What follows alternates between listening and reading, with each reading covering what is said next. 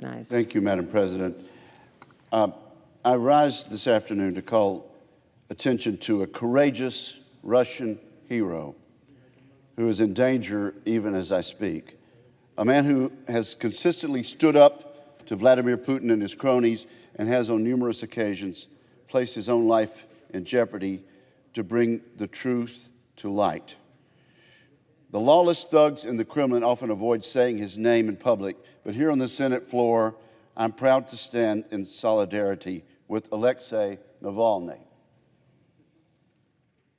It was just last August that Alexei Navalny, Russia's foremost opposition leader, was poisoned with a deadly nerve agent. Millions of us remember seeing the video of him being stricken on an airplane, hearing his painful cries. The crew members unsure how to soothe his pain. Thanks to the quick diplomatic work of our friends in Germany, Mr. Navalny was evacuated to Berlin, where he received expert medical attention and, against all odds, recovered from this poisoning.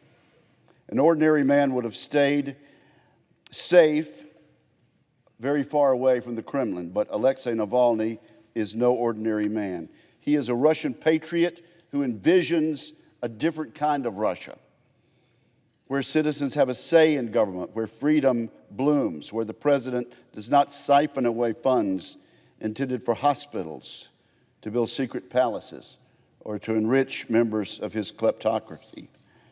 And so, 3 months ago, Mr. Navalny returned to Russia, knowing full well the dangers he would face. Immediately upon his arrival, he was arrested at the airport for a parole violation, which resulted from his hospitalization, which resulted from his poisoning. He now sits in one of the most notorious penal colonies in Russia, known for his psychological torture. He has been deemed a flight risk and is awakened 8 times a night under the guise of monitoring his whereabouts. His lawyers were recently prevented from seeing him. Reports are that he is suffering from severe back pain and other health concerns and has received inadequate medical care. This is a familiar sounding story. But, Madam President, one thing is clear.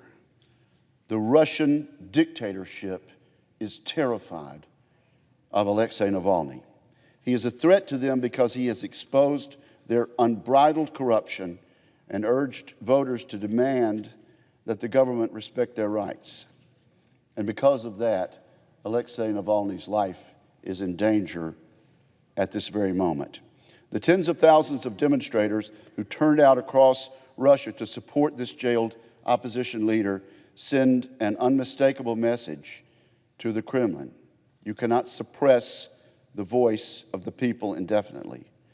Freedom-loving Americans, freedom-loving people around the world today are crying out for justice for Alexei Navalny.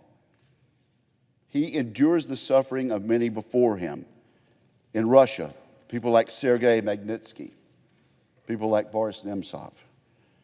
And abroad, people like Nelson Mandela and Mahatma Gandhi, whose legacies and movements did not rot while they were in prison, but instead helped to bring down oppressive governments.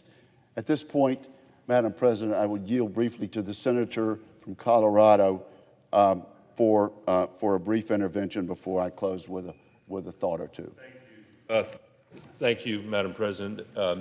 I wanted to rise on behalf of Senator Cardin, who is a Democrat from the state of Maryland and the original co-sponsor with Senator Wicker of this bill, to say that what he would have said if he were here today, which is that Alexei Navalny is a Russian patriot, that he is a prisoner of conscience, and that we need to stand up to Russia's human rights violations. Thank you, Madam President.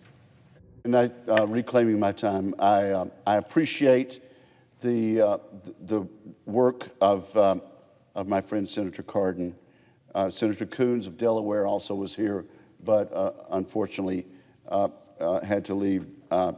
But they also wanted to make it clear that on a bipartisan basis, on both sides of the aisle, The United States Senate stands for freedom-loving people in Russia and for their spokesman, Alexei Navalny.